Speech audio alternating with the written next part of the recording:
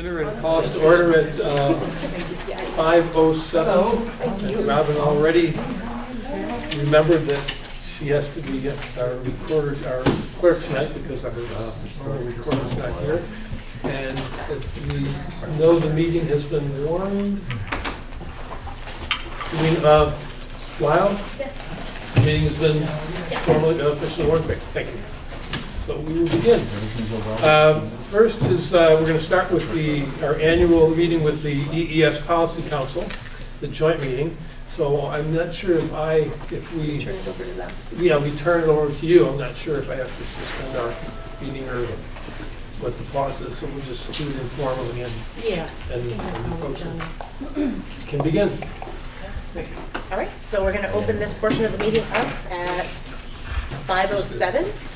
Before we get started, I'm going to let everyone know that under 6B for eligibility of criteria approval, we're going to table that topic this month and do that again in June.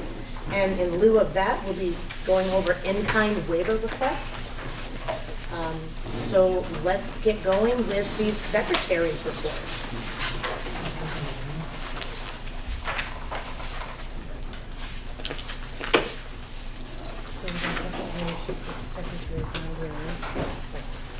So the secretary's not here, but the minutes are attached to the agenda. We'll take a minute and then I'll turn it over to Lewis to ask for a motion.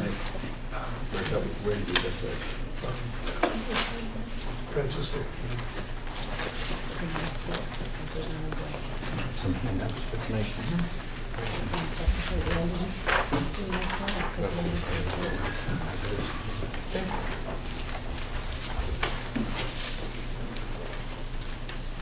Is this for members or for the public? It's for you. It's for me? We signed the wrong thing. How are you there? Good, how are you, Andy?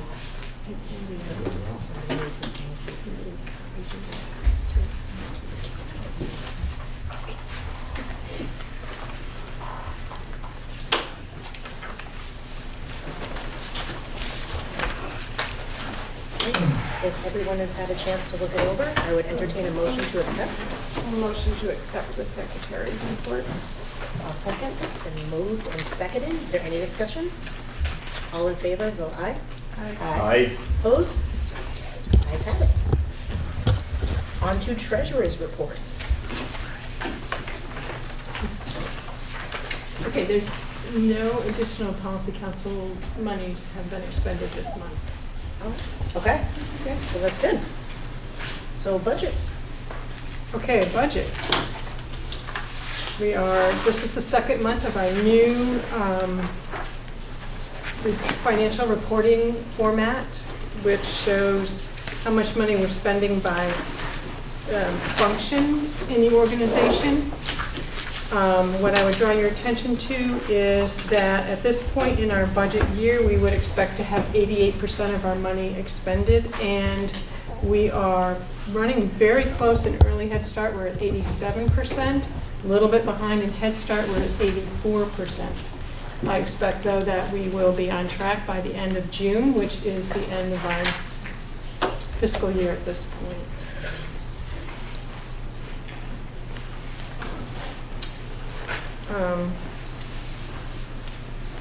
And then I'll give you the update on our in-kind when we get to that later item there, with more detail.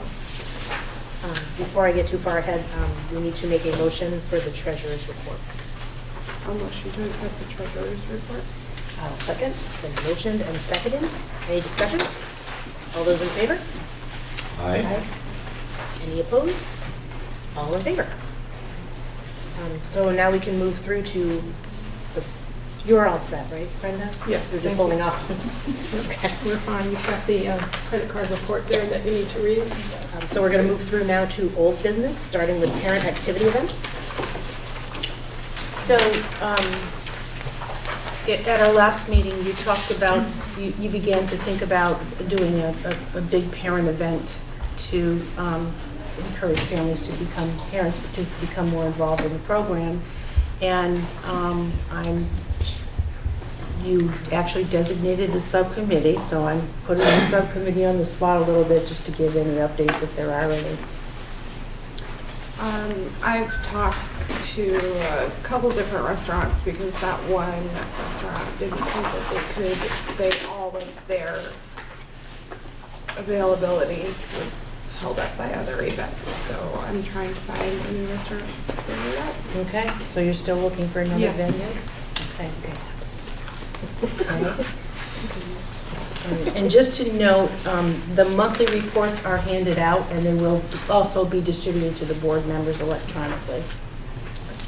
Okay, so that's still in the works, and are we thinking fall maybe as the event, like the kickoff of the new year, or do we want to try something else? I think ideally we'd like to try the summer, but the reality is we might have to push it back to early fall. Okay, yeah, I think it might, yeah. Okay. We're shooting high and seeing where we land. Okay, and let's keep it on the radar because I think it would be a great event to bring, especially in the fall when we have new parents. All right, if that's it, then we can move on to item B, staffing updates.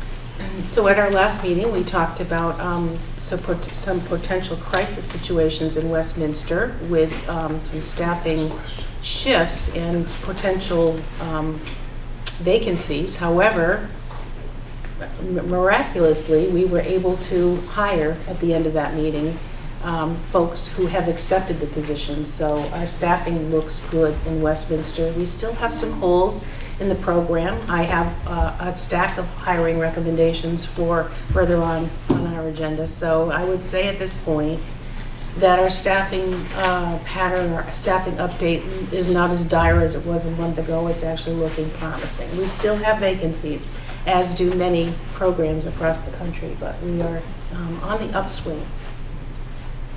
Excellent, very good. If that's it, then we can move on to the World Cafe reminder. Just a reminder to everyone in the community that Early Education Services will be holding our annual program or agency self-assessment activity this year at the Scott Farm in Dummerston on Friday. We have lunch that starts at noon, and we have a panel presentation that will begin at 12:45. We'll hear from a number of parents in the program for about 45 minutes, and then we will move into our World Cafe model of having discussions that look to identifying EES's strengths and helping us look at some strategic planning goals for the upcoming year. So everyone is invited. We do need an RSVP. There is a flyer that's on our Facebook page for anybody in the audience who's interested that gives the details. All right, so new business, hiring committee recommendations. Okay. Should we, Deb, is that something? So we should probably do this in executive session, I would think. Do you think, David? We should- I'm not sure, what is the, Hiring Hiring. recommendations. I would ask Lyle's guidance. Names are fine as long as you're not talking Yeah. about salary. Okay, okay, so, great. I have a home visitor recommendation that Amy Newton be hired starting tomorrow. And Amy is actually, has worked for Early Education Services in the recent past, like in the last, I would say, within the last 5 years. She left for a while and went to work for the Department of Children and Families and is now wanting to return, and we will welcome her with open arms. I don't know if I can give you a stronger recommendation than that. And she's ready to hit the ground tomorrow. So do you want me to go through the whole list? We'll just vote on a slate.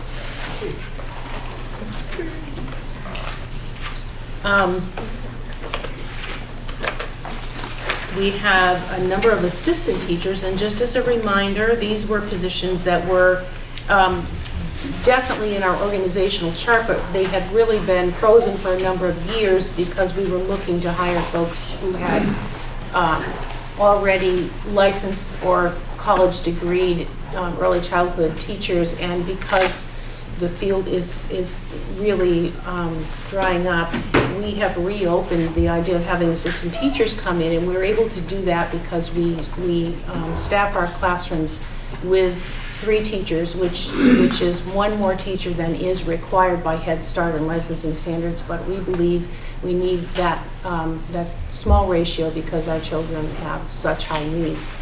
And so we have reopened the idea of hiring assistant teachers, and so that they would be considered teachers in training. So we come in with some minimal requirements, and we help them continue their academic career. We help pay for college courses. We sponsor college courses, and they stay on and become great committed members of our staff. So there are a few assistant teacher recommendations that we have. The first 2, I will say, I know somewhat because they just finished taking a class at CCV that I taught, child development. And their names are Stephanie Macumber and Sadie Jakota. They both would be able to start as soon as tomorrow, and one would be assigned to one of the Canal Street classrooms, and the other would be at our Bird's Nest classroom on Bird Street. So those 2 are being recommended as assistant teachers. We also have Karen Given, who would be an assistant teacher at Bird Street. Karen has worked in the district as a longtime para, and she also has worked for the EEE program.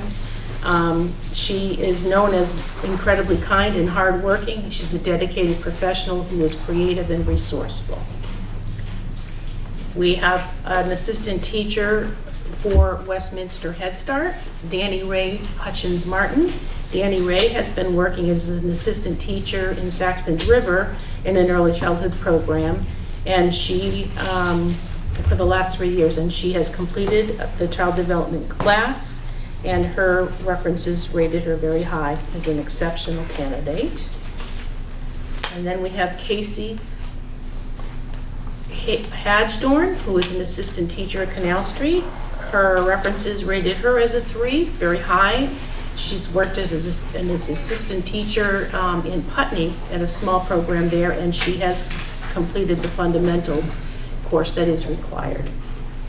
And then finally, we have 2 substitute teachers. One, Colette Gangloff, who worked for AES for a long time, and she left a couple of years ago, and is now looking to do some substitute teaching for us. I can personally attest to her credibility and her capabilities.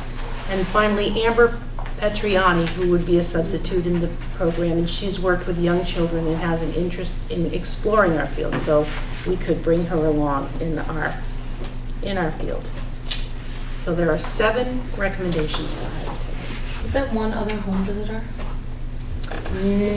No, the other home visitor I believe you approved last month, Oh, and she's already started. Ty. So that's the slate of hiring recommendations from the committee. Is anybody interested in making a motion to accept? I motion to accept the slate. I'll second. Been moved and seconded. Any discussion? All those in favor? Aye. Opposed? Thank you. Thank you. As mentioned before, we are switching out the eligibility criteria approval, which is being tabled, and we are going to bring in-kind waiver requests. Okay, as we say often in our meetings, in kind, we are required to raise like 25 cents for every federal dollar we get. And we have been extremely fortunate in that area because we have such a supportive community that comes around us and gives us support, as well as our families participate in helping us to collect these funds. But this year, because we have what I call bridge funding to get us from a March to February fiscal year we have 4 months of extra funding to get us to June, so that our fiscal year will, starting July 1, start aligning with the district. We're looking at having to come up with $902,000 in federal match to do that.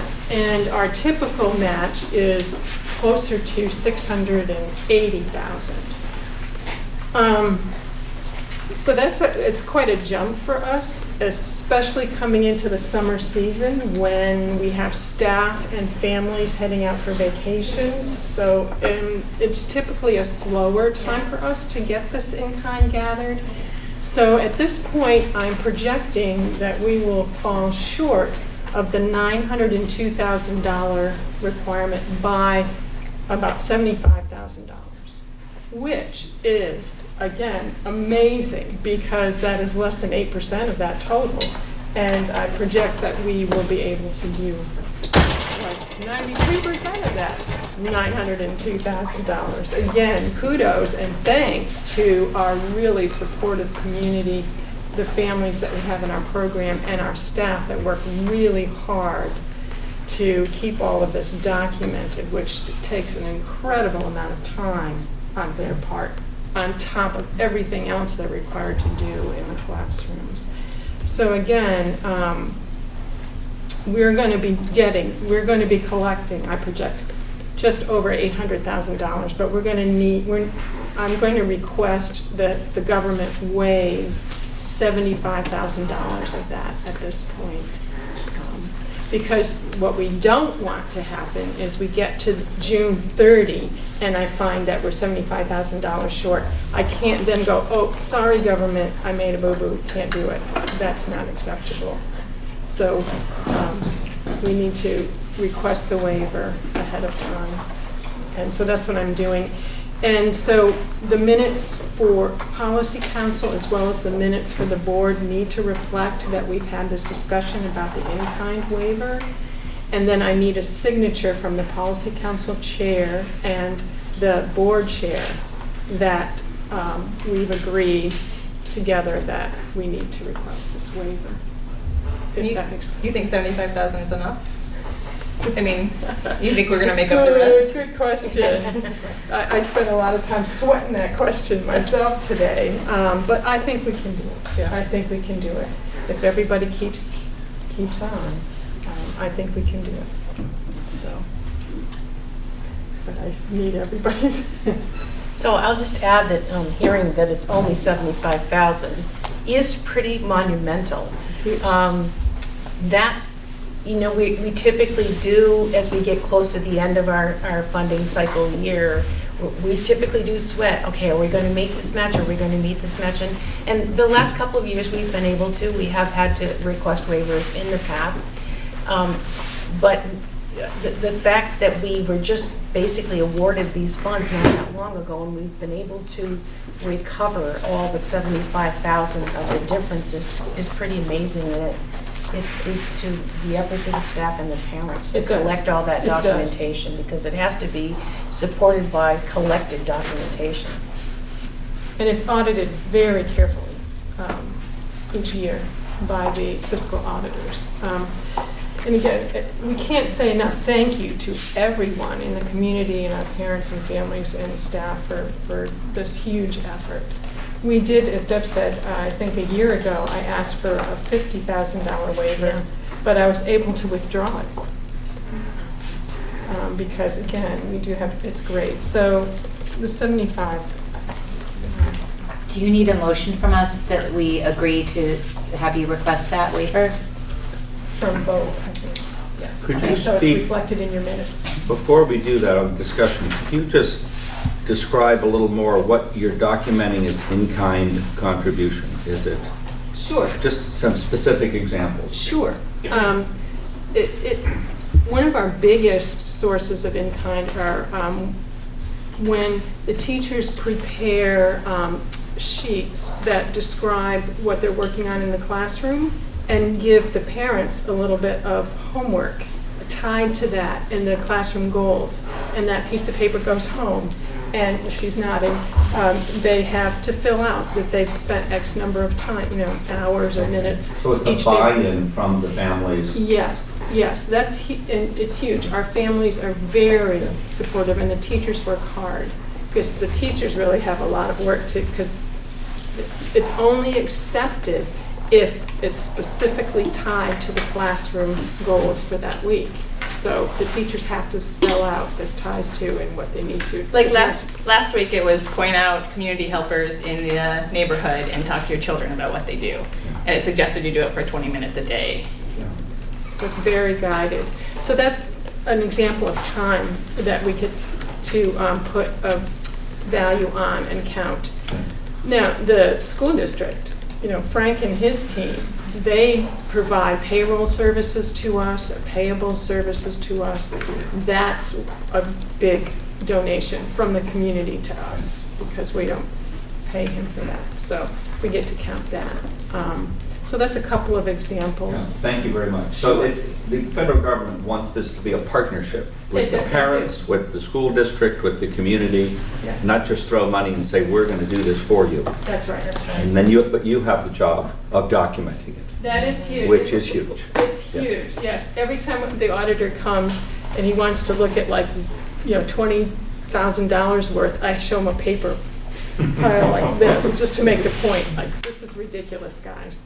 We need to find a different way, but I'm not going to win that argument. So just Thank you for that I'll description. just give you a little political history here, that many federal grants often require a non-federal match. And in 1965, when Head Start was created, it was very controversial. It was, well, we don't know if this will work. Let's try it as a summer program, but we want this in-kind match, because it was very much modeled on the belief that it would be a partnership primarily with parents and with the community. And now here we are, some 65 plus years later, they're still asking for that non-federal match, but it's a demonstration or display of the goodwill of the community that they value this program. And it certainly, if we're able to prove this, times however many programs there are in the country, when it's time for reauthorization, this really sends a strong message that it needs to be a continued program. I'd like to move that we, what's the word I'm looking for? Approve? We approve the request of an in-kind waiver Second. of $75,000. Second. Okay, so back from the board. Now, Aye. policy council. I'll move that we approve the waiver, 35,000. I'll second. Thank you. Any further discussion on the board? All in favor? Aye. Any opposed? We approve it. All in favor? Aye. Opposed? Everybody likes it. Really surprising. Who seconded that, Ken? Thank you, Madam Secretary. Please sign this. The board. She says chairperson.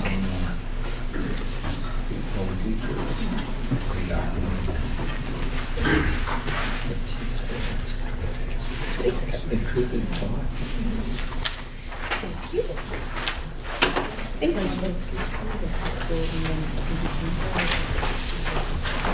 All right, now that that's done, we're moving on to item 7, other. I don't think we have any others.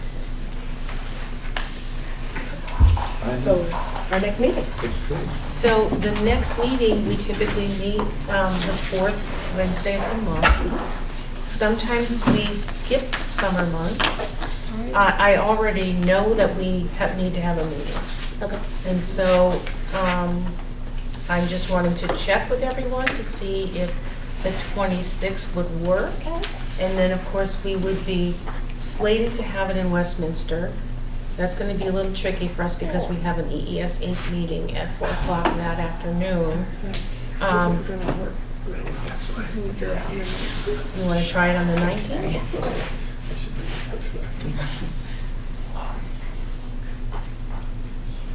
I could do it on the 19th if everybody else can. Okay, so in Westminster? Yes. Okay. And where does that take place in Westminster? We meet in the SEPCA building, so on Buck Drive, are you familiar with that? You'll, Allen Brothers. I'll find it. okay. You come right off the exit, Yeah. and as you're coming down the exit, you turn left, and it's right there. Okay. Easy. Very easy. And what time? We generally convene at 5 for dinner, and then the meeting opens at 5:30. All right, so if that's it, then we can take a motion to adjourn this portion of the meeting. A motion to adjourn our meeting. I'll second it. Motion's been moved and seconded. Any discussion? That's the fastest policy council meeting We can push it right along. Absolutely is. All right, so Amazingly efficient. 5:32. All right. Too much good news to waste any I'm time. gonna run now. We got employees and some. All right. Take a left. Everybody's here? Okay, we're going to not actually reconvene, but resume, thank you, under our own auspices here.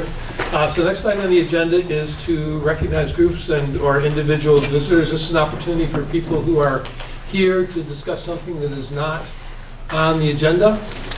And we don't necessarily respond very thoroughly, or make any decisions from this part of the meeting, but it's a chance for people to talk about something that we didn't have on the agenda we might want to have in the future. So is anyone here interested in, or have an issue that is not on our agenda to discuss tonight? Okay, then we'll move to the consent agenda. I would ask for an approval of the minutes and ratification of the warrants of May 1st, 2019. Motion, please. I move we approve the minutes, the warrants, and the payroll. Oh, thank you. Payroll authorizations, that would be good. Okay. Any discussion? Okay, all in favor of approving the approval of minutes from May 8th, the warrants and the payroll authorizations of May 1st, please say aye. Aye. Any opposed? Okay, done. Committee reports, we just heard from the Policy Council. So, Energy Committee, Finance Committee is meeting tomorrow. And Emily is going to very Great. considerately cover me. So And Diversity Committee, has the committee met? They did they meet last week? I don't think so. Okay. I don't think that there was. Yeah, everyone couldn't. I think everyone bailed. I think it was an empty room. Okay, so on to administrative reports and communications. Noteworthy for people that haven't been here before, in the first meeting of the month, we typically get a published report with a range of information that we've developed over the past few years for each of the building administrators, and then we ask them to tell us some of the more noteworthy accomplishments and activities in the building. So we never skip the noteworthy accomplishments and activities part. Let me start. Everybody's chewing. That's true, we are. Let's see, what's going on? We're in full swing of our SBACs right now. Third grade just started this week. Fourth, fifth, and sixth graders are ending this week, so that will be exciting when that's all over. Lots of different field trips to Beak. Second grade yesterday. Today, first and second grade went down, traveled over to Keene to the Colonial Theater to see a performance over there. Let's see, I think in another week and a half, fourth grade's going up to Montpelier. So just a lot of, end of the year field trips and things happening. The staff are busy working on our master schedule. We're kind of looking at how we can create a master schedule that aligns with the DMG recommendations. DMG is your district management group recommendations, and a more MTSS tiered intervention support. So a lot of work goes into that, because once you move one little part, then it has a trickle-down effect for everybody else. So spent faculty meeting and some extra vertical time with that with our scheduling committee. So that's a lot of what's going on with staff, and thinking also about still trying to think about professional development needs for next year. Thank you. We have a lot of similar activities as Jerry.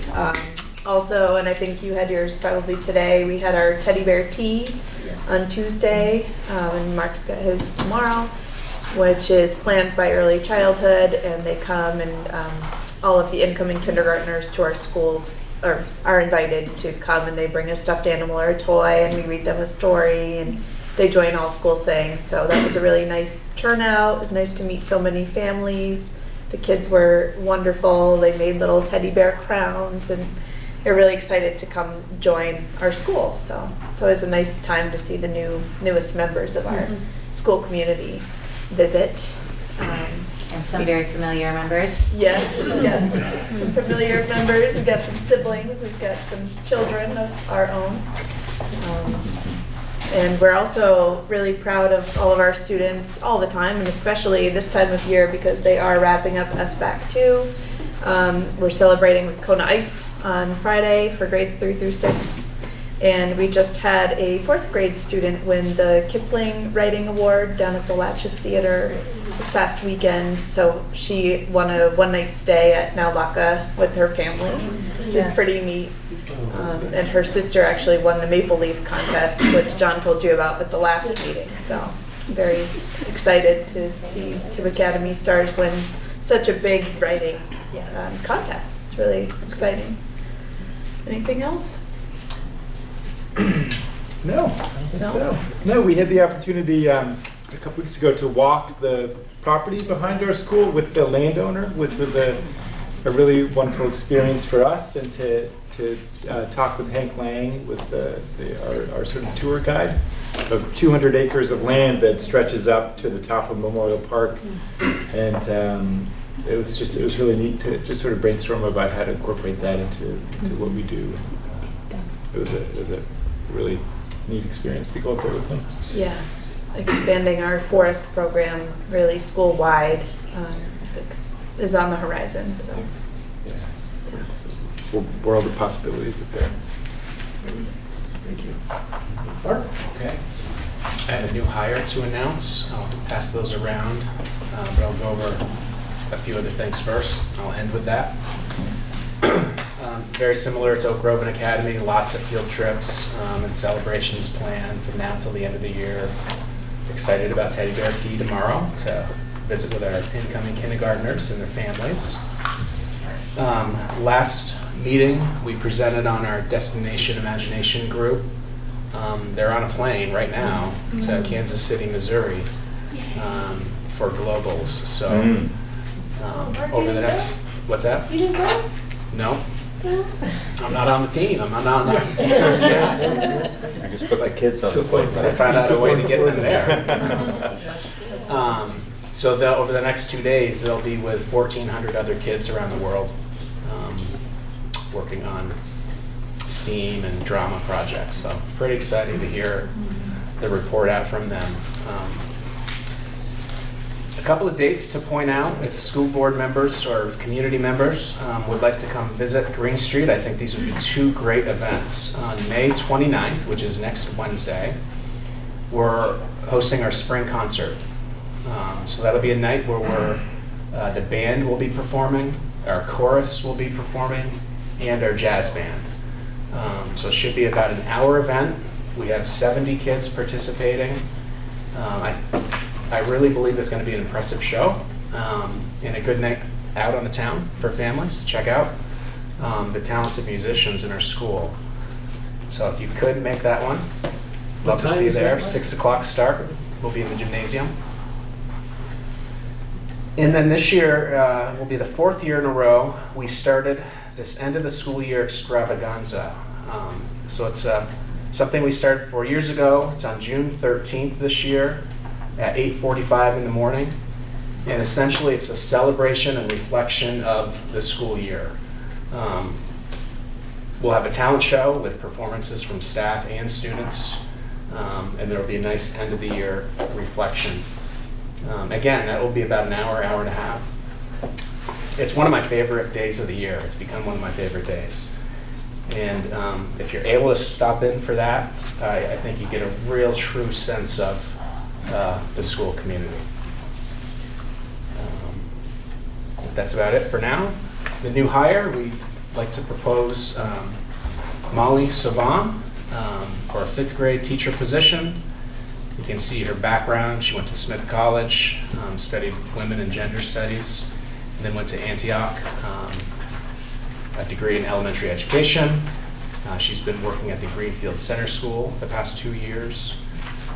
References, I spoke with the principal of the Greenfield Center School, Charlie Spencer. She says that Molly's a terrific, thoughtful young teacher, puts in the extra hours. They're very sorry to lose her. They had to reduce the position. So while Molly's been looking, they've been trying to patch something together to keep her there because they really want to keep her. But, you know, she'll be a great fit in a public school setting, and she's encouraged Molly to take the position, but sorry to lose her. So we interviewed 6 people. We've reached out to 8. 6 took interviews, and that's out of 24 applications.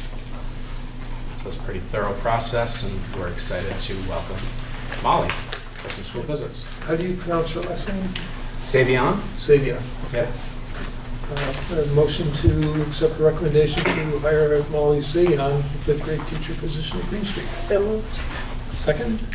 Seconded. Any discussion? I have a question. Yes. So, since she's in Greenfield, she has Vermont teacher license Yes. though? Okay. Just make sure. Any questions? All in favor? Aye. Aye. Opposed? Good finding. Thank you, Mark. Good job.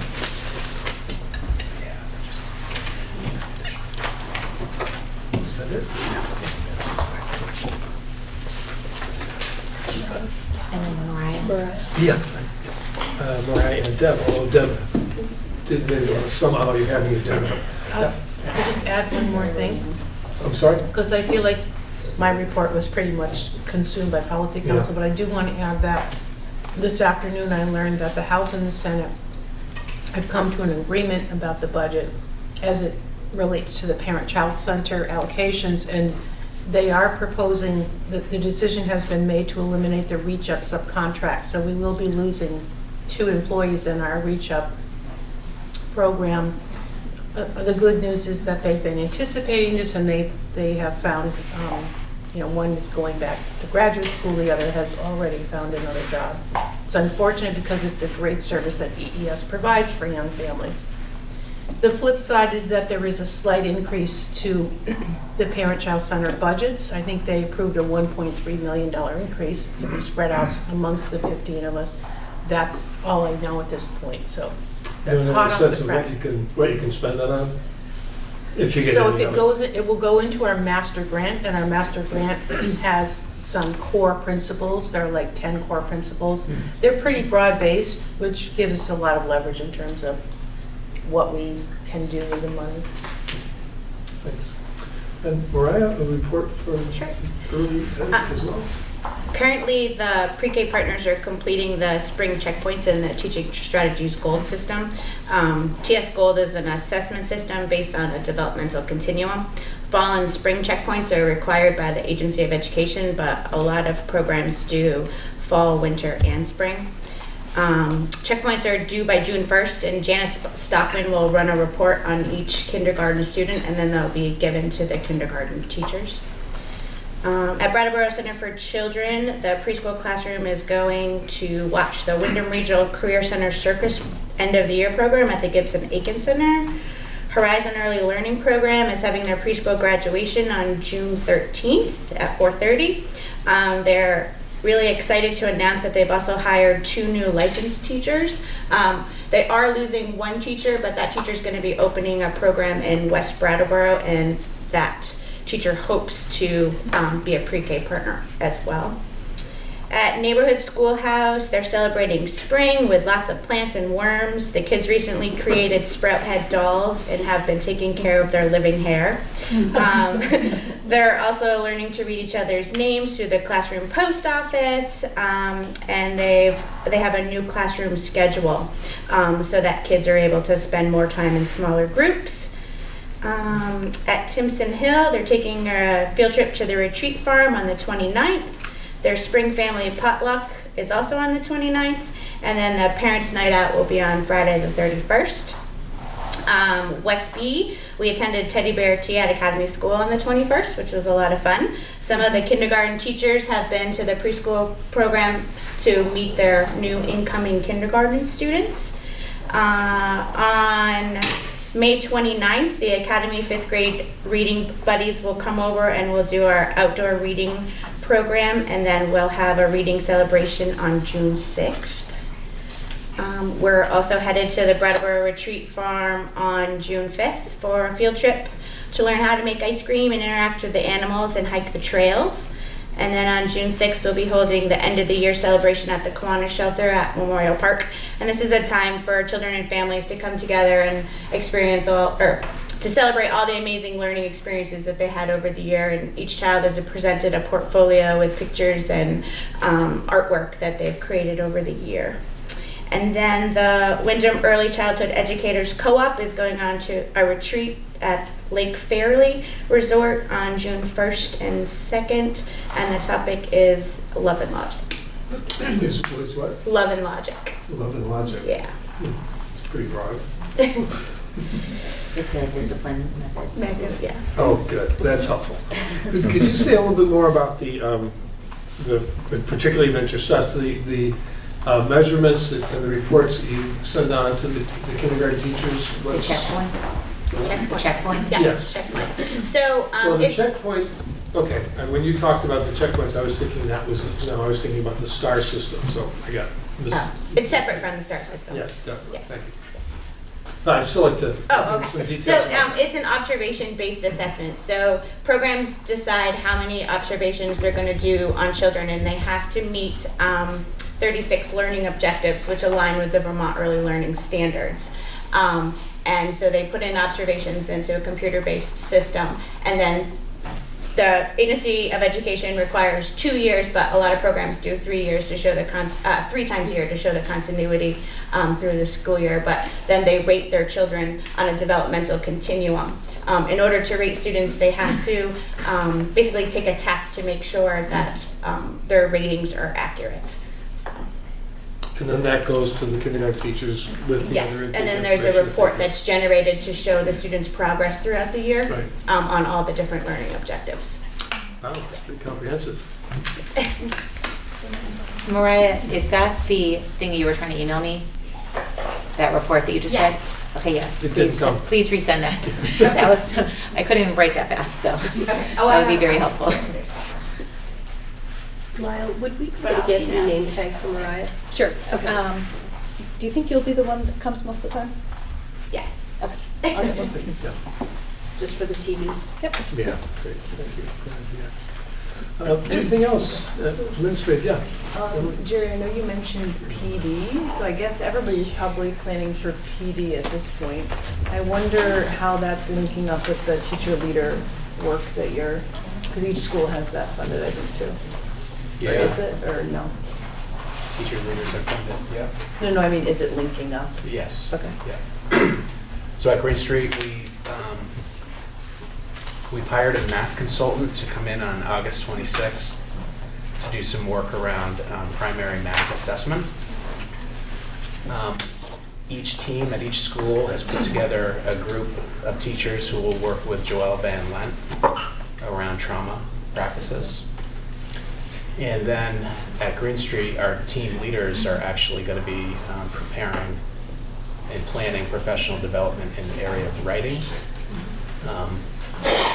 the rest of the in-service days throughout the school year. So it'll be in-house, planned by the leaders. This school year? Next school year, this coming school year.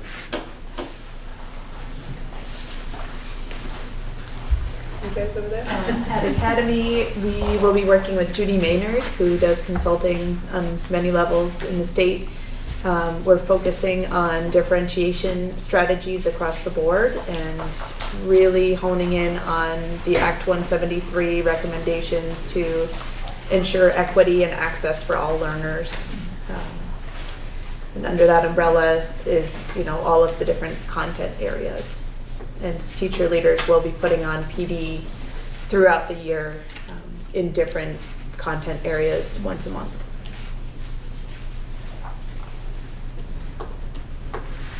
And we've been a little slower, considering that I'm not going to be here next year. So meeting with leadership, and we've been spending a lot of time looking at our continuous improvement plan. What are the goals, the goals for the district? So we have right now kind of a brainstorm list going on. One of the things that we're most recently we're pretty passionate about is to look at proficiency-based learning, and specifically around student led conferences. It's a district goal. It's in our continuous improvement plan. So I've reached out to Paul Smith and Julianne to see if they can't help secure a person who, and that's the struggle. Like, we trying to find someone either from the state or someone that would be available to come in to help guide that work with our staff. So we don't have anything definite yet, but we are they're moving. So now that, but again, I feel that. And the leadership team also wanted to have input from whoever the new principal was going to be as well. That makes sense. Just one follow-up, is the continuous improvement plan for next year already available for the schools? They're probably close to being finished. I'm not certain that they're totally finished. Yeah, we're still finalizing. Okay. Just curious as we go into the summer, because I know that was one question of like how the board thinks about the school's values, and it'll be important to share that with other towns. So, okay, thank you. I'll take one.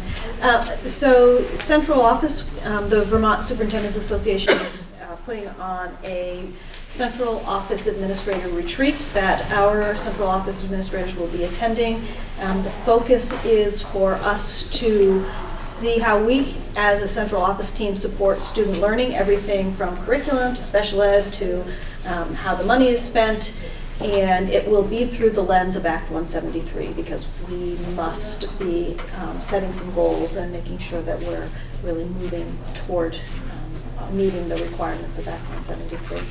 For the uninitiated, would you mention what that includes? Sure. So Act 173, as we're looking at it right now, it started out as a change in the funding of special education. And we need to look at how we are presently serving students, and it will really mean looking at core instruction, classroom instruction.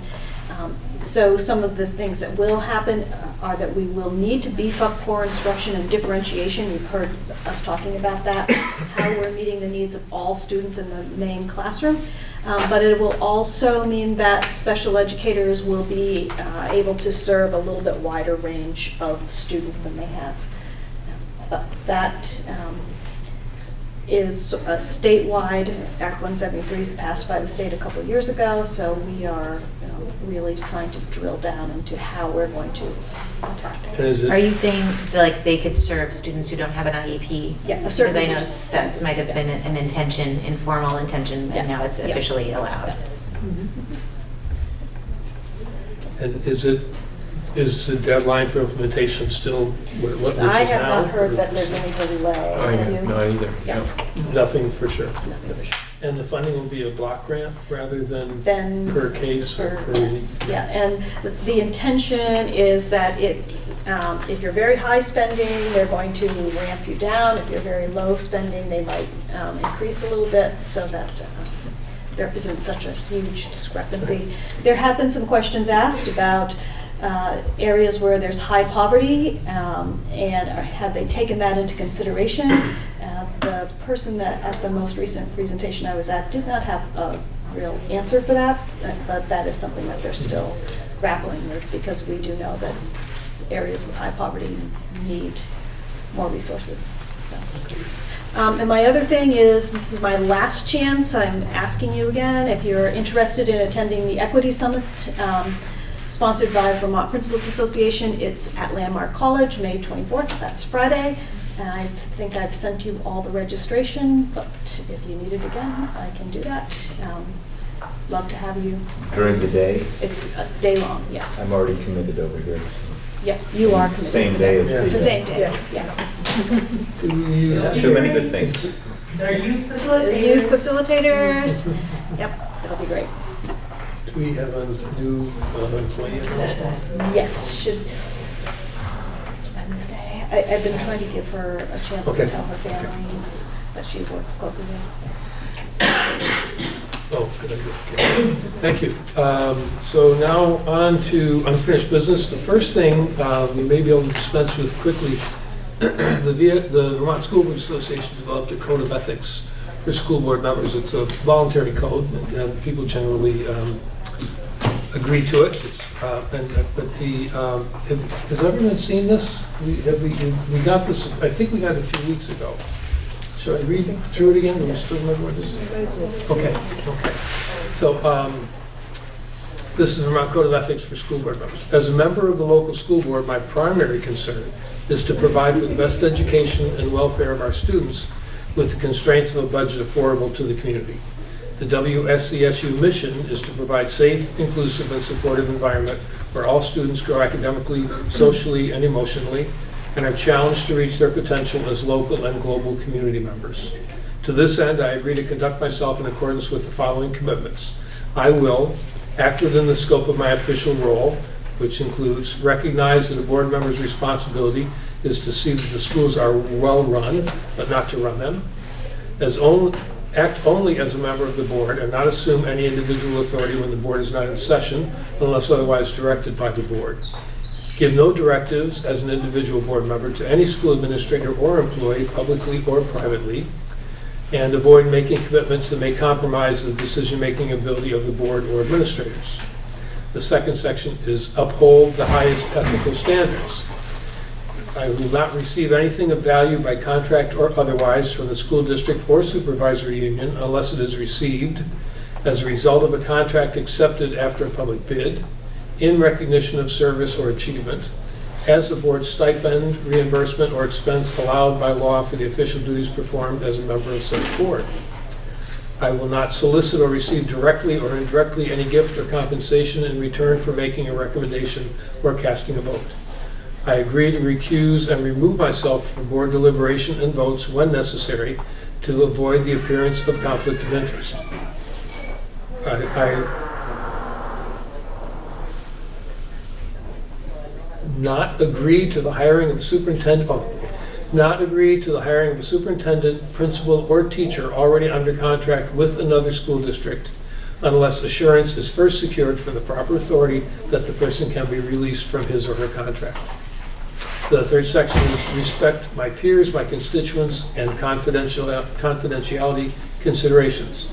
I will voice opinions respectfully and treat with respect other board members, administrators, school staff, and members of the public. I will maintain confidentiality of information and discussion conducted in executive session and uphold applicable laws with respect to the confidentiality of student and employee information. And I will attend all regularly scheduled board meetings insofar as possible. I agree to abide by the principles outlined in this code of ethics and will do everything in my power to work as a productive member of the leadership team. And there's a place for you to sign if you agree. I'll just pass that along. Do we need to move to accept this code, or we just sign It's our a names? It's an individual signature. Okay. We're not adopting it as a board. Okay, and the next item is the administrative retirement benefit, which we are going to take up under executive session, as it is premature public knowledge will put the district and employee at a distinct disadvantage. Next is use of reserve fund balance. Would you pass these down that way? And, So we're skipping So we're not that until doing the, we're gonna hold off the retirement benefit. Yeah, that's going to be under executive session. All right. Yeah. Didn't I say that? Yes. It sounded like You said we were going to have an Yeah. executive session Yeah, right. later. And would you take one of these and pass those down that way? And there's some for the audience as well. Here's an extra one too. Pass the handouts for the crowd.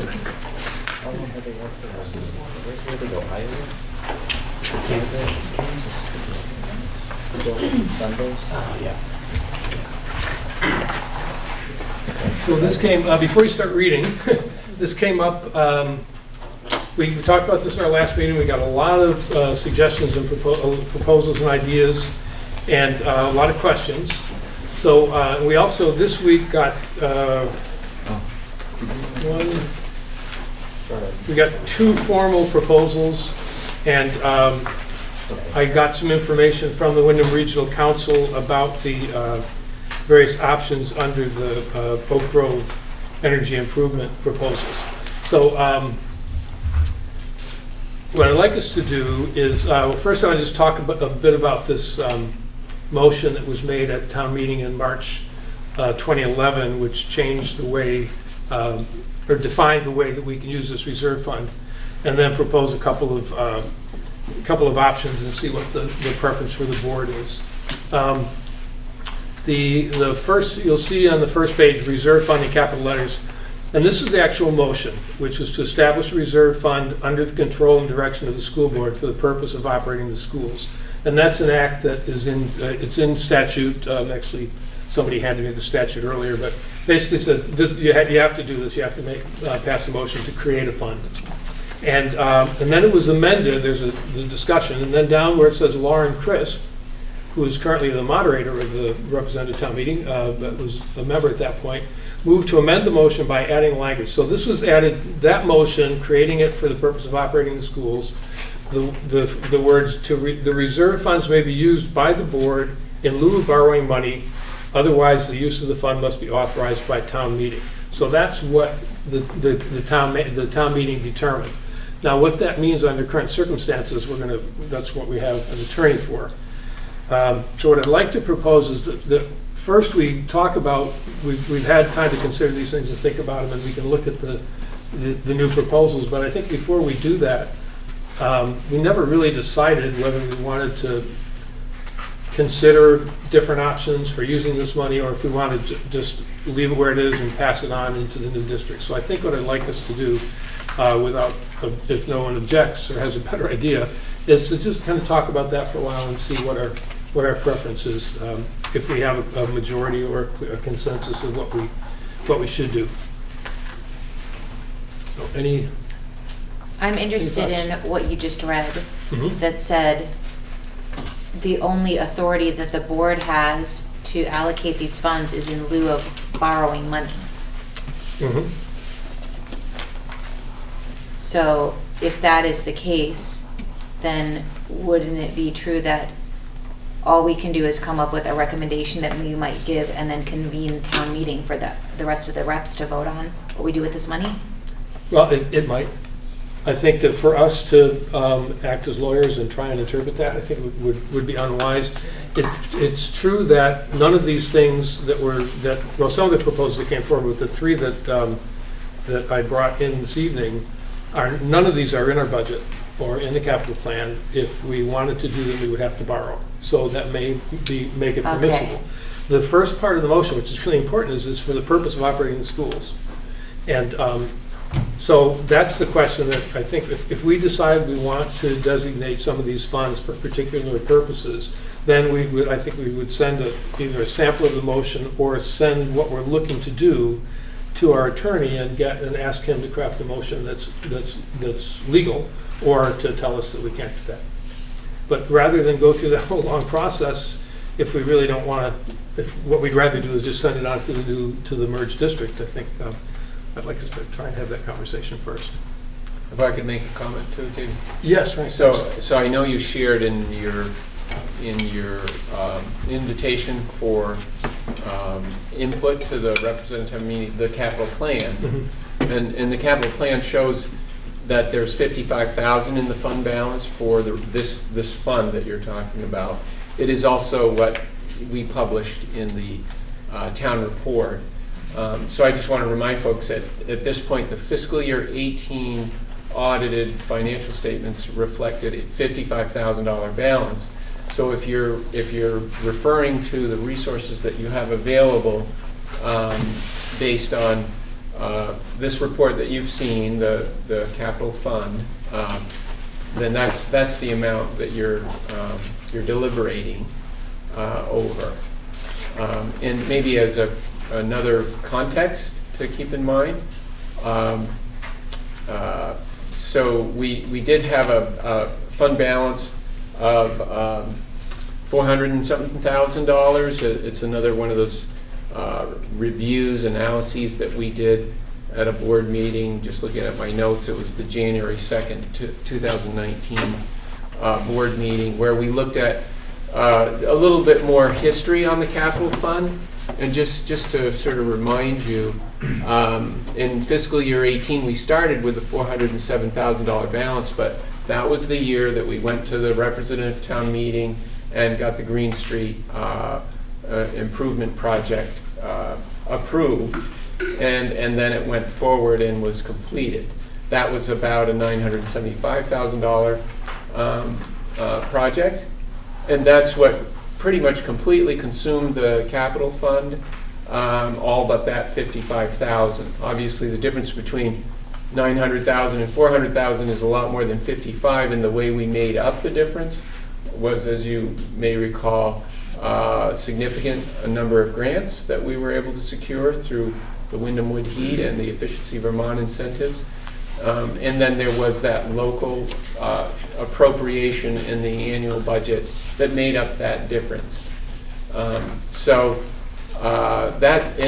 far as discussion related to this motion here, 2011, you're talking about a reserve fund that has a current balance of $55,000, and then back in December and then again in January when I met with you, we discussed the likelihood of having additional funds available at the end of this fiscal year for capital purposes, because we did not move forward with replacing the modular at Academy. That was at one time a plan, but the board had a discussion that said, why don't you revisit the need for that improvement, and we did have a redirection of the direction that we're going. At one time it was to build a pre-K addition. Now it's actually an addition to accommodate the existing support services that are occurring in that modular building that is literally falling apart.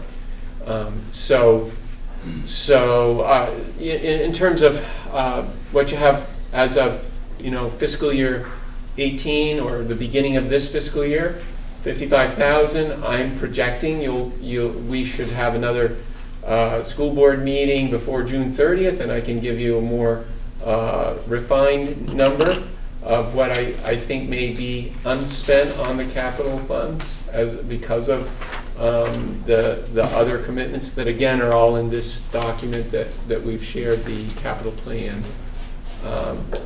And I would suggest at that time you might want to revisit this conversation, because it'll just inform you of what your resources are.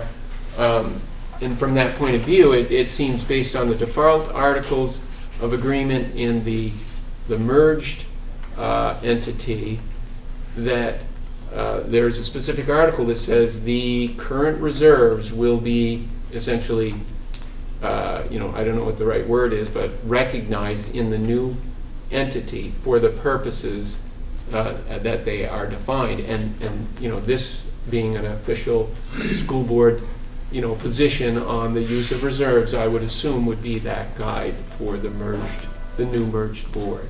So are you talking? So you're saying that the capital plan already designates the use of I'm not talking about the capital fund, but the general fund reserve. So the general fund is a totally different.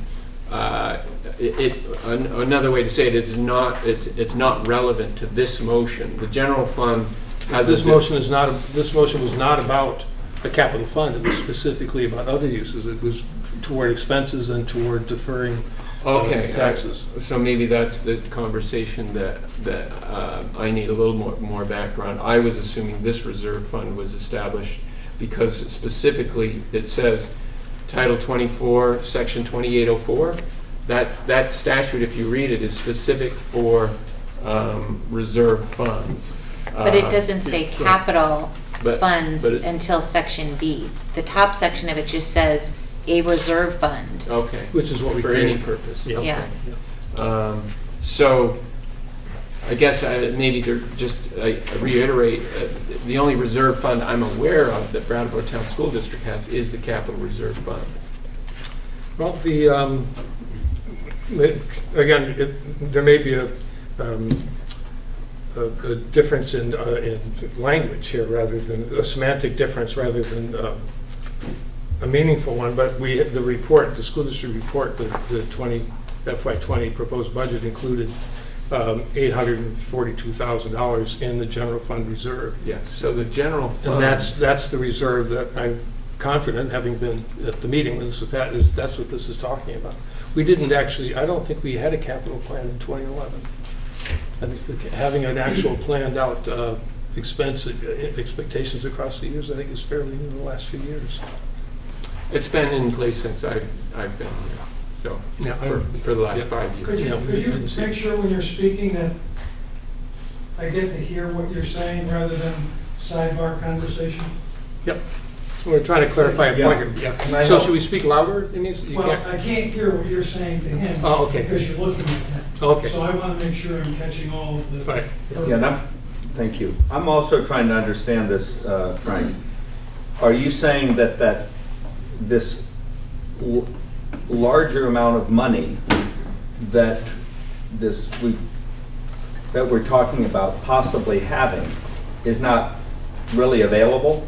I'm saying that's the general fund, and by default, the statute also addresses the use of the general fund, and in general, it is basically said that it will be used to reduce taxes for the upcoming budget deliberation, Right. and that is what the Brattleboro Town School Board has done over the years. Is that the paragraph here, the next to the last paragraph on this description of what happened in March of 2011, where it says, Mr. Fisher stated there's a difference between a town reserve fund and a school reserve fund.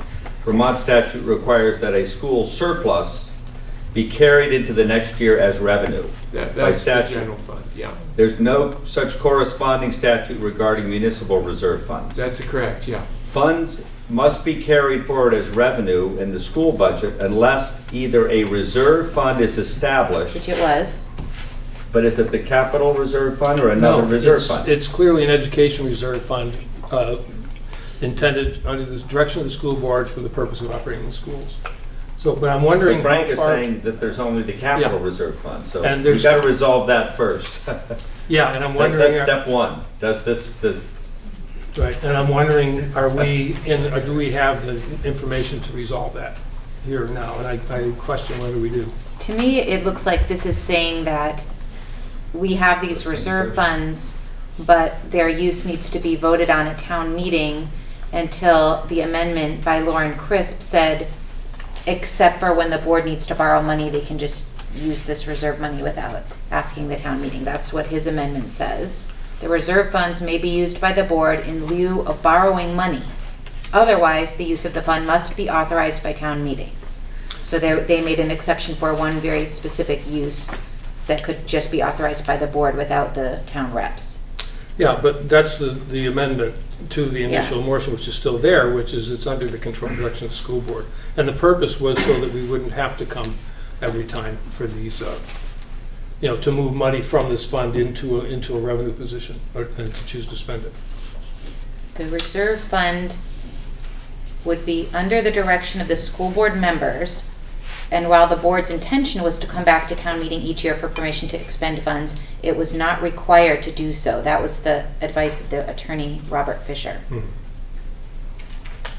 The school board would be able to expend monies in the fund for operating expenses as they saw fit. Well, if that's his opinion. I think he's saying, I think he's saying what you're saying, David, that is, this would be an unusual designation of a reserve in my experience, but that doesn't mean anything. It just means that I haven't seen a general reserve that doesn't state a specific purpose.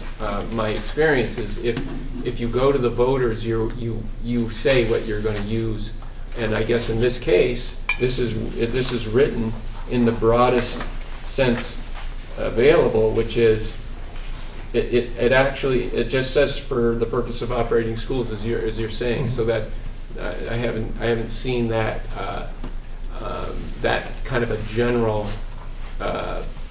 designation. But if Mr. Fisher is saying that this qualifies for Title 2804 as, you know, an appropriate reserve of the Brattleboro Town School District, then, you know, I certainly wouldn't argue with Mr. Fisher. So well, this is his statement when the fund was created 8 years ago. That's not something he said about our conversations now. I think what's really important at this point is that this is an unusual thing to do. There's no question about that, particularly at the end of the fiscal year to decide to spend your reserve. This is an unusual year. This is not just the end of our fiscal year, it's the end of us. And as came up several times at the previous meeting, this money was collected from Brattleboro taxpayers to be used for the schools. And so that the question before us, I think, and the motion clearly indicates that it's up to us to decide what happens to these funds and whether we want to have it roll over or whether we want to complete some of the projects. And I brought the Oak Grove one because it's the third school in a 3-school session progression that we were hoping to complete all of them in time, and that would allow us to complete a lot of those. But I think unless the board is unwilling, I'd like to continue as if, as unusual as it is, we do have the authority to expend this. I think it's clear that it has to be designated for a particular use. Yeah. And whether that, and I think there is a question about whether that use needs to be on the capital plan or not. Yeah. That I haven't, but it has to have. Yeah, no, do folks have the capital plan handy? I did make some copies if you don't. Mr. Chairman, may I jump into the conversation here? Yes, Mr. DeGray. Please state your name and your town, please. Yes, Richard DeGray. I live in District 2. I strongly disagree with your interpretation. Actually, I agreed with Frank until Frank said, oh, well, Bob Fisher said it, it must be true. And the other thing that I wanted to talk about, Frank, is when the capital fund and the expenditures, they were approved by town meeting. And then if there's another use for capital funds, doesn't it have to, it has to be reallocated towards another project if you don't expend all the funds. But we don't want to get there because we want to talk about the $700,000. That clearly, do you have the statute in your hand? Because this is the statute I believe you go by and not this document, because there's nothing, if you look in the statute, that talks about this document that the chairman handed out to me, and there's certainly nothing in our charter which says if there was a charter amendment which would have had to have been approved by town meeting and also the legislative body, which is Montpelier, which governs our charter. So the reality is, I think before you move one step further, we need to get a legal opinion, because I believe your interpretation's wrong, you believe my interpretation's wrong, so we need to get it straightened out by legal counsel, and if that's the Secretary of State's office, then so be it. That's where it does. Not Bob. Bob Fisher's the town attorney, and I did talk to him. I did talk to the Secretary of State's office, and they were the ones that told me that this is what you must do. You, as Robin indicated, you must get approval by town meeting to expend the funds. And you could have done that. You could have done that at town meeting had you had your eye on the ball and said, we're going to bring $7,000 to the dance. We'd rather spend it at our town on programs in our town, and I'm with you. But the reality is, this doesn't give you the authority to do that. I'm sorry, in my opinion. This is the law right here. And so we can dispute this. Maybe this was a one-year amendment, but I need clarification on this. And I think that the board does too. Before you go out and make plans and get people's hopes up, you still have a month left, or longer, I think, a month, right, before the year ends. And so I don't think it's going to be that hard to get a legal opinion one way or another, and you have at least 2 more meetings coming up. We will certainly do that. I'm not going to engage in comparing analysis. I just want to point out one thing. The statute you point to, 2804 Reserved Funds Use, Section A, says, at an annual or special meeting duly warned, a municipality may establish a reserve fund to be under the control and direction of the legislative branch of the municipality, which is exactly what Russ Janus did, and the business, I'm forgetting his name, the previous business manager Jim did. Kane. Jim Kane, thank you. The room is named before him, not after him. And that was the intention, and they followed this, and that's what this is. So read the rest of the paragraph. The reserve fund shall be kept in a separate account, which we do, and invested as are other public funds, and may be expended for such purposes for which established, or when authorized by a majority of the voters present and voting at an annual special meeting duly warned for other purposes. This was established to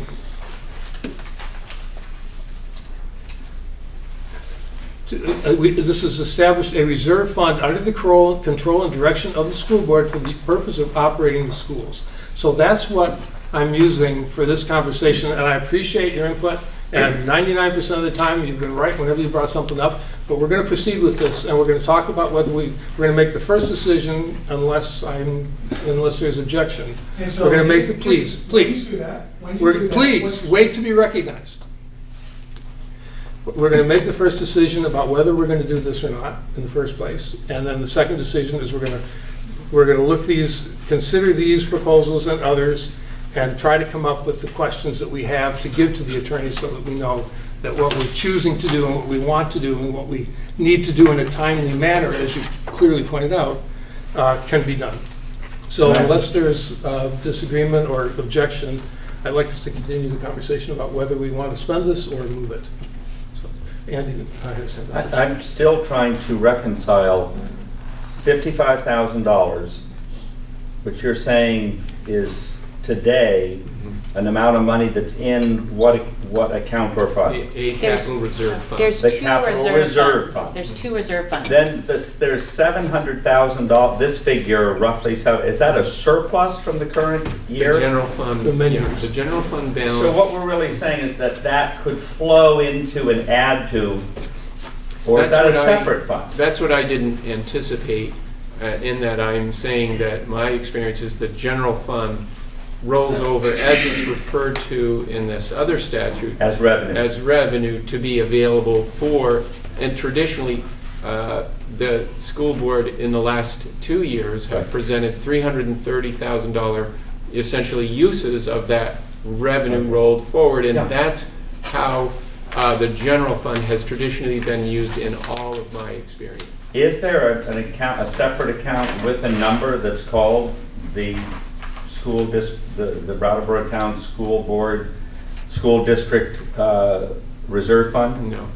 Well, there's a I thought general. the statute says it needs to be in a separate fund. It is the general fund of the Brattleboro Town School District. It is a checking account with a sweep account attached to it, and it bears interest. So I think with that Jim, when he set this up years ago, from that point of view, meets the requirement of the law. Well, this conversation is above my financial understanding, so it's Maybe hard for me to weigh in because it's. If I could add a little more context, David. So I just wanted to make the point for folks that we just handed out the capital plan, if you didn't already have it, and in the context, the broader context that David has referred to in terms of the total school district fund balance, instead of just the capital reserve, the context of that, again, we can see this would be a very deliberative process with input from all of your principals and school boards over the last 5 years, a compilation of building improvements that have been prioritized. Okay, and my point is that when you look at the page 4, the cumulative investment that you've contemplated as a school board in your school communities, it far exceeds your 700,000 as well. So I'm just giving you the context that you've already considered many improvements that are related to a known useful life of a major building system, things like roofs, boilers, basic health and safety type of systems that we know, most of them last 15, 20, 25 years, so this is not a surprise. That's why we like 5-year plans. And my point is that if you redirect these funds, which is certainly your prerogative, you have to recognize that there are several projects in process that you've authorized that we would need to revisit. So those projects, in just a very quick summary, the largest one is the Academy addition and expansion, about was it 1,800 square feet for required programming. It's our Title I intervention and academic support. Other programs in We're there? hoping to include the teacher of the deaf as well, because right now the space is not conducive to they're not in it. So it's basic core programming. That project, we're in the middle of getting the cost estimates for that, but at a market rate of $250 or $300 a square feet, you can do that math pretty quickly, and it comes up to $600,000. That project, you authorized the design and the analysis of that as a board several months ago, and Stevens and Associates is engaged, and they're on their way to providing a cost bid ready document. It won't proceed until we know that either you fund it through this reserve that you could do tonight or in June, or your successor board does it.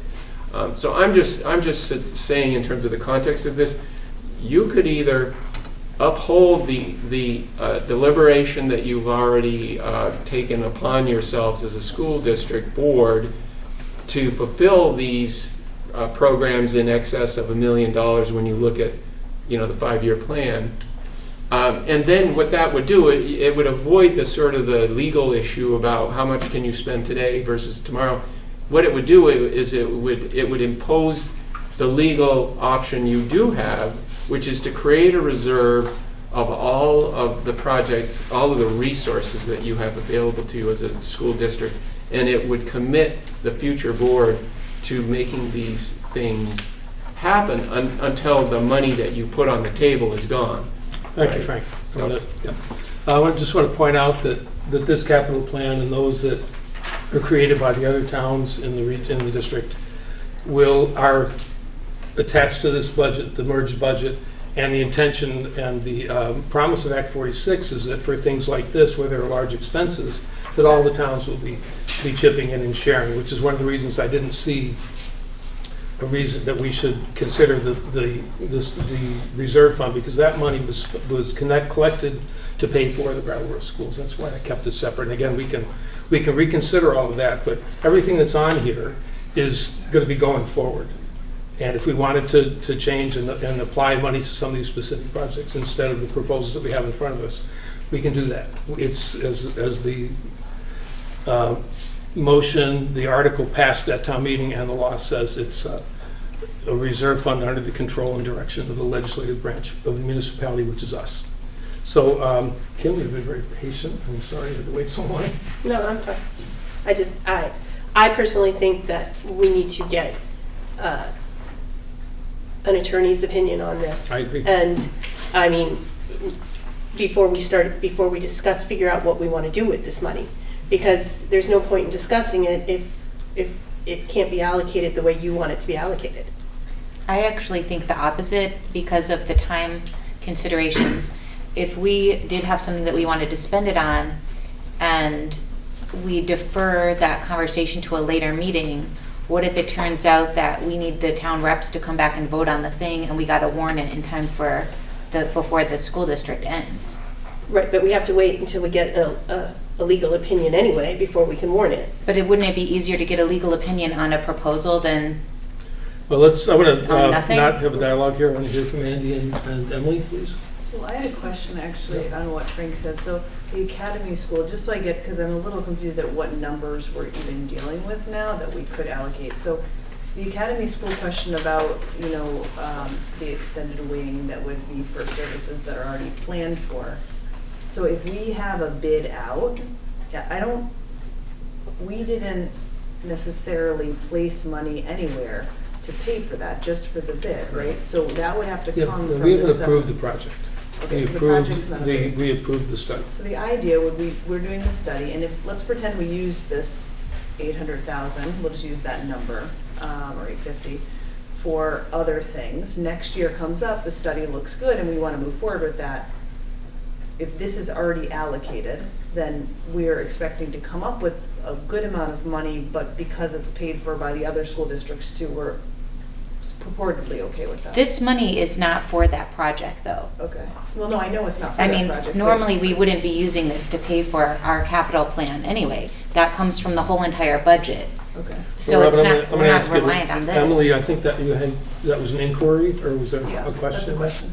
Yeah. Did anybody have I'm not sure I understood So what the the question was, I guess, so wouldn't, Robin was kind of answering it, so it wouldn't actually come from this fund, we'd be putting that into the general budget. Well, Next year under the merged board, you mean? Yeah. yeah. And that's the point I was just trying to make, is that you can only bind the future board on a specific improvement to the extent you have cash on the table, right?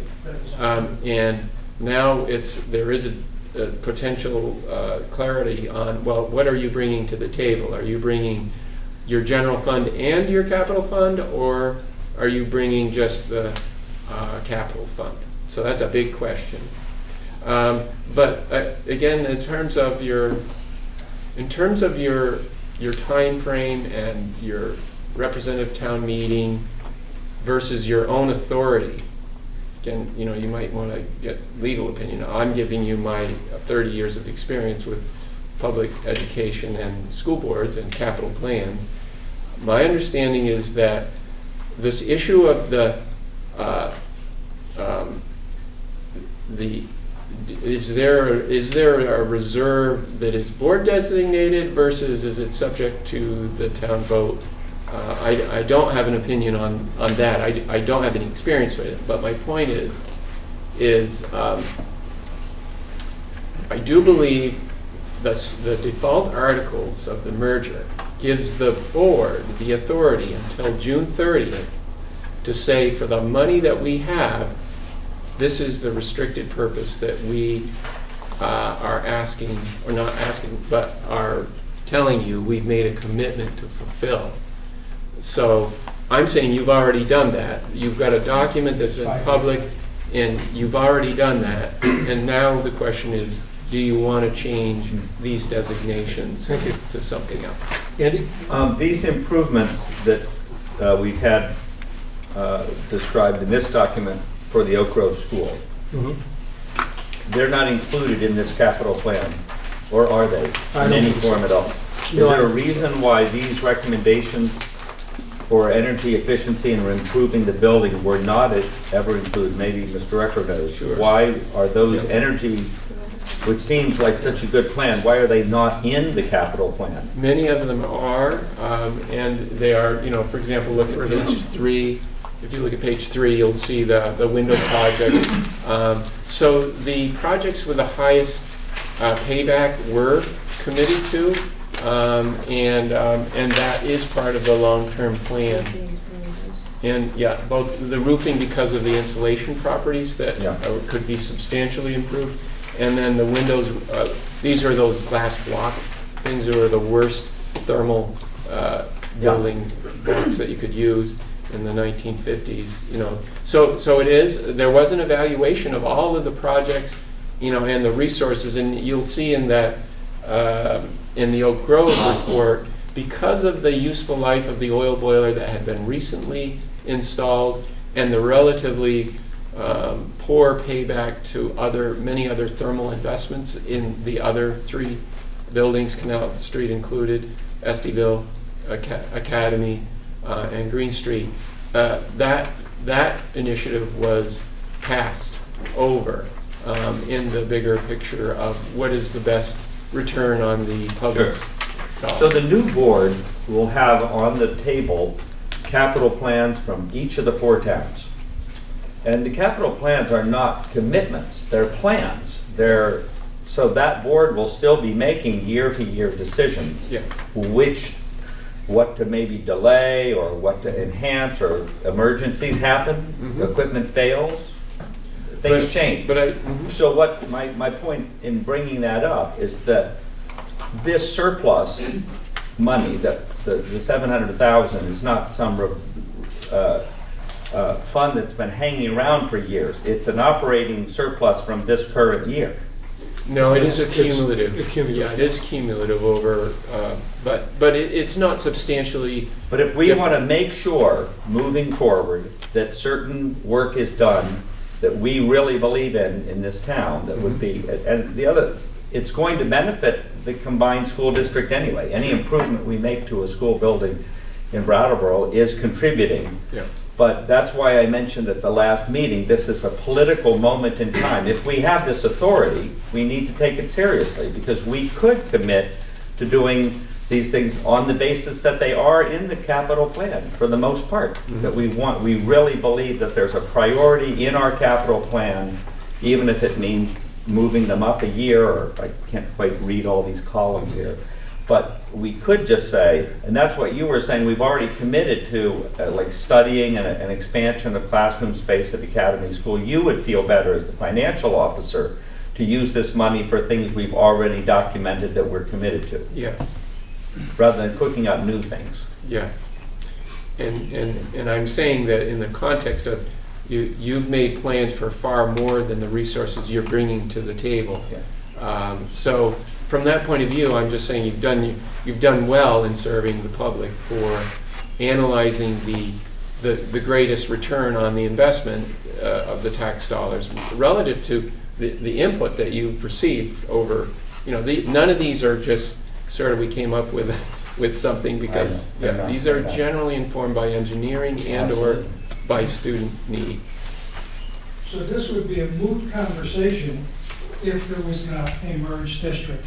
You would be bringing to next year's town meeting for approval of a $700,000 expansion project at Academy School.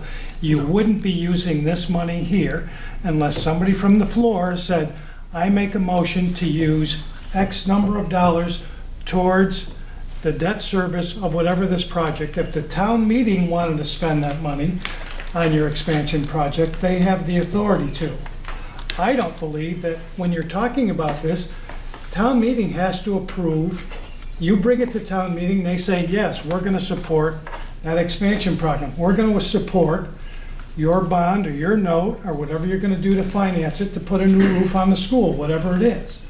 And when the capital, you're sitting here talking about this pot of money that, again, a difference of opinion, that you don't have any authority to, but you don't even have approval from the legislative body that governs the school board to do the capital project. And you're sitting here going, and if I'm sitting there, I'm going to go, I might as well wait a year because I might as well have the other towns contributing to the expansion project because that's what this is going to do. And you're very right. It's a political process of when people are going to get there, whose capital plan are we going to do this year? It's going to be, you're going to have to wait in line. So from all this conversation going back and forth, I would agree with Kim to say, and you don't have time for a special meeting because there are days, not more than 60, not less than, 35 days? 40 and 30. 40 and 30. So you don't have time to have the special meeting and do the warning, which is too bad. Well, we do, but we'd have to move fast. But Yeah. I'm going to leave that because we are close to needing to go into executive session because we are on the clock tonight.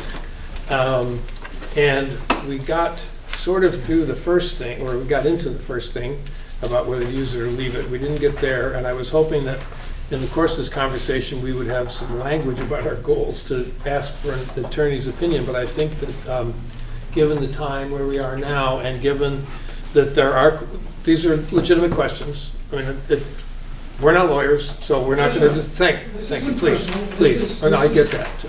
Can I say something?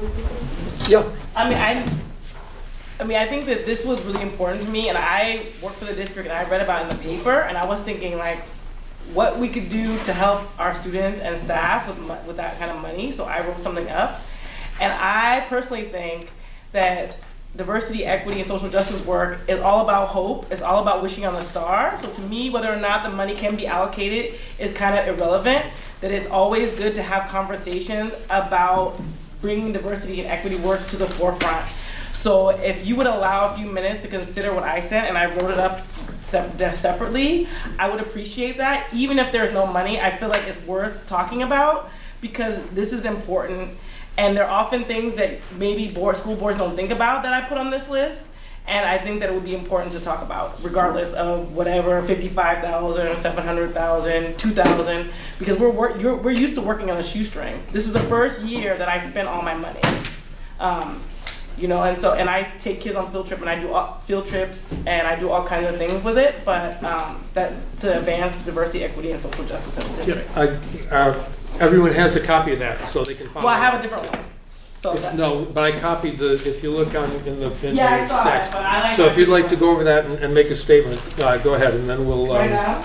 then we'll entertain a motion to contact an attorney with legal questions. Yeah, I mean, whatever happens, I'm not tied to, but I think that this is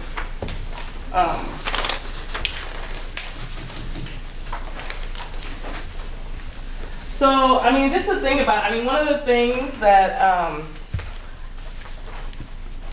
didn't Paul Gorski say that, if you want to know what people believe, follow the money. You don't ask them what they think about something, you ask them what they spend their money on.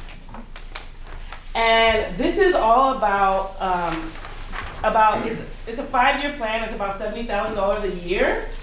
And it would be for any team of teachers to attend conferences related to social justice and equity. And one of the things is that we often have trainers come here, but there's a lot of value in having a group of teachers and support staff go somewhere else where they can be together and really think about changes to the school. And I see the impact of that because I see them come back to our schools and really make change. And then you have a group of people who have had the same experience and have gelled together to do work in a school. I think that's really important.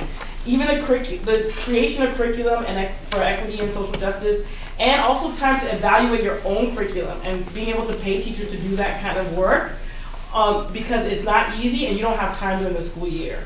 Just supplies and books and things like that for the library and for teachers for equity and social justice, just a clear focus, and field trips for kids. There's simple things like having a sister school in Holyoke. Paying for a bus is really expensive. Getting a bus of kids, letting them go down and meet with kids from that they think are from away, isn't that what they say? Kansas City. It's really, from the big city. Stuff like that is really important. Often there isn't money for things like that. Or even inviting people up for all school sing. And sometimes they might have less money. That would be great if we can say, we can pay for a bus for you to come up here and join us and be in Vermont and do winter sports with us. Thinking about having a literacy night at every school where every kid goes home with a book to diversify their home library. And we did that at Academy, and it was really successful. And the other piece is keeping our staff, and we all think of it as a value to have a diverse staff, and that's staff from all kinds of different marginalized communities, but how do we keep them? We've had administrators of color that I've seen go, and other people that I've seen go, so how do we keep these people here? And one idea is to support statewide conferences for students and staff of color, to have maybe even create a fund for incentives for people. Like if you come here, we'll help you pay some of your student loans, and we have this amount of money set aside because people, a lot of young people are in a lot of debt. The other thing is to think about creative ideas for recruiting. So one idea, and I think Lyle said she'll go with me, is to go to colleges and offer something like a social justice and education workshop. And because people don't think about Vermont. So I go there and I go with Lyle or I go with whoever and we give a presentation and say, here, these are things that we're doing in our classroom. these are ways that we're using social justice in the curriculum. Well, don't you want to come teach in our district? And those are the kind of things that we need to be doing, and also taking our kids places with us. Anything that we can do to expand their horizons, and that takes money, and it might not come from this, but it's good for you to be thinking about how are we bringing the world into the classroom and taking our kids out into the world constantly. And it's not an easy thing to do. And I didn't put in there the support of a teacher leader, but that's another thing, is like the support of a teacher leader in every school, or two, just designated for social justice and equity. And that's what they do. And that's how they support their class, their school, their colleagues in those efforts. Because it takes a family to do this kind of work, and it's not easy, and everyone needs someone to have their back. And so whether Frank got $55,000 or $500, I can figure out a way to use it. So if you want to tell me, you can whisper it to me, and then we don't have to have all this discussion. But it's something to think about, because we need our students to be ready for the world, and we also need things that include and increase and improve the climate of our schools. I've been called to schools about microaggressions and about all kinds of incidents. All these things help improve the quality of education and the environment in schools. It's proactive ways to address these issues, instead of waiting till something happens and somebody's crying and the blood's on the floor. This way we don't have to clean it up, because we're in front of it. So think about that later. And it's okay if there's no money. Maybe later there'll be money.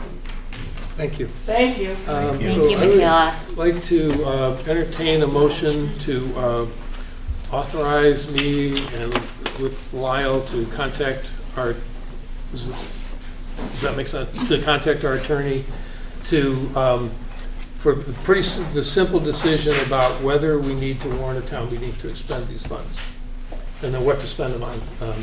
And if we do, if we find out that we do, and I think he has a cell phone, I mean, he's available, we'll need a decision really quickly. We'll need to meet on Monday, the 27th, to warn, if we have to do it, to warn a town meeting, a representative town meeting of the school district for Saturday, June 29th, if we're going to fit it into the calendar. So that's what we're looking at if we, going forward. Okay. I move that we authorize David to talk to the attorney about this matter. And who is the attorney? Second, we need a second first before we discuss. Mark Ottinger. Oh, is that who it is? He's the attorney we have on retainer. I thought that was for the new district. That was Do for we? the I think our transitional district has a different attorney, don't we? Yes, we use Pietro Lynn, yes. I think we should also include there that confirmation that we have the authority to spend it the way, people are proposing, not just. So, do we need town meeting and authority to spend outside of designated, to redesignate? Without the approval of town representatives, basically. And we'll need to bring Hillary in very quickly on this, because it's Brattleboro representative town meeting, she'll be the one that oversees that. Yeah. Since we're going to have them on a phone call, should we be asking to, I know that these were the proposals that are in our packet, but I know last time there was a lot of talk and we couldn't do the town, like a town trust, with the idea of the trust, so that it could be in the trust of, what am I saying? So last time we had talked a little bit about putting the funds aside so that it could be spent on Brattleboro students in certain ways deemed necessary by the Brattleboro Town School District, so we wouldn't actually have to designate the funds in a certain way. I think that's part of finding out whether we can spend it outside of the capital fund. What do we have to designate it for? The law says it has to be designated. What does that mean? Really is the question. Okay. All in favor? Who did the second? I did. Okay. So, could I just say, you might be careful about the word spend, because there's no way you can spend Right. that before June 30th. Right. So it It's would be designate. Designate. Yeah, clearly, yeah, clearly. Okay, thank you. So, all in favor? Aye. And Find out the- opposed? Okay, so that's approved. And on the 27th, oh God, it's Memorial Day. Yes. Any thoughts about how to meet on the 27th if it's Memorial Day? It's actually the holiday. We Well, meet could on we the meet on Friday instead of Monday? Friday the 24th, if we heard from him tomorrow. we could. I mean, I feel like we have to do this tomorrow. It doesn't seem Yeah. like there's room to do it any later, so. I guess I would say you have to get into warning the meeting, and would this constitute an emergency meeting? Does it fall under Yeah, the statute? okay, we'll look into that too, thanks, Dick. Emergency. Thanks, Ken. I can't meet Friday, but that doesn't mean you can't go forward with it. But it would be to warn a meeting, so we'd have to have an article to warn too, so. Yeah, Friday. Are you available on Friday, and Andy, are you? That's day after tomorrow. Yeah. So I'd rather meet Monday afternoon. Well, Monday's a holiday. I'm available. I'm more available Monday than Friday. Okay. It's awfully short notice. It sure is, yeah.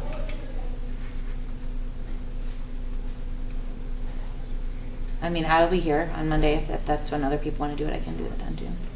I also can't meet You can't do Monday either. And we're not sure what Kim will be working, so it'd have to be. As long as there are three of you, you can, I'm sorry? as long as there are three of you, there are a Yeah. quorum and you can. So why don't we'll plan for, what's a convenient time on Monday afternoon?